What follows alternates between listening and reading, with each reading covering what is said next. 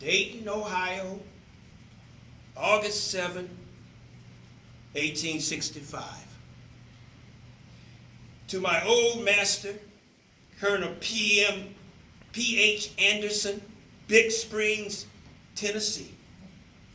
Sir, I got your letter, and I was glad to find that you had not forgotten Jordan, and that you wanted me to come back and live with you again, promising to do better for me than anybody else can.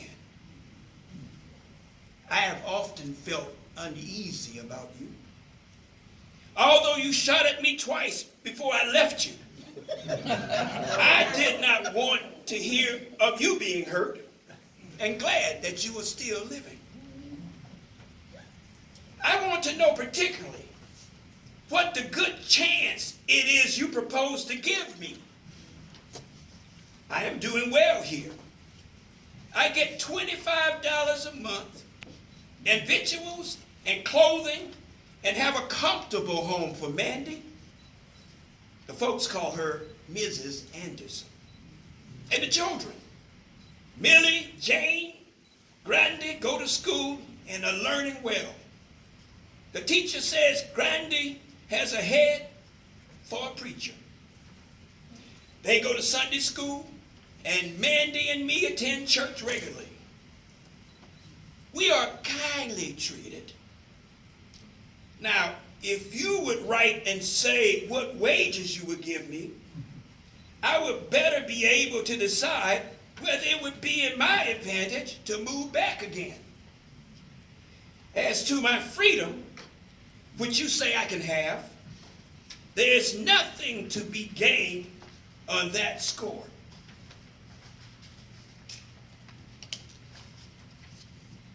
I got my free papers in 1864 from the Provost Marshal General of the Department of Nashville.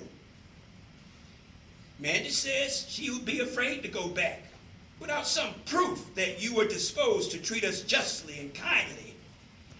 And we have concluded to test your sincerity by asking you to send us our wages for the time we served you.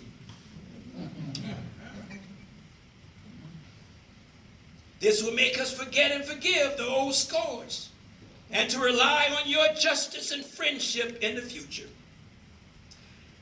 I served you faithfully for 32 years, and Mandy 20 years.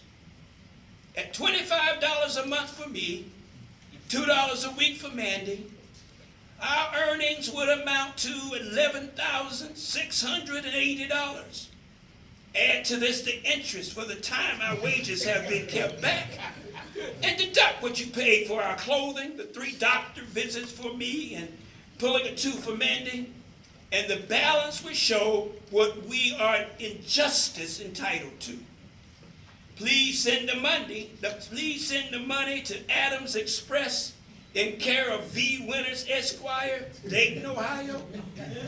If you fail to pay us for faithful labors in the past, we can have little faith in your promise in the future. We trust that the good Maker has opened your eyes to the wrongs which you and your fathers have done to me and my fathers, making us toil for you for generations without recompense. Here, I draw my wages every Saturday night, but in Tennessee, there was never any pay for the Negroes any more than for the horses and cows. Surely there will be a day of reckoning for those who defraud the laborer of his hire. In answering this letter, please state if there would be any safety for my Millie and Jane, who are now grown up and both are good-looking girls. You know how it was for poor Matilda and Catherine. I would rather stay here and starve and die if it come to that, than to have my girls brought to shame by the wickedness and the violence of their young masters. You would also please state if there has been any schools open for colored children in your neighborhood.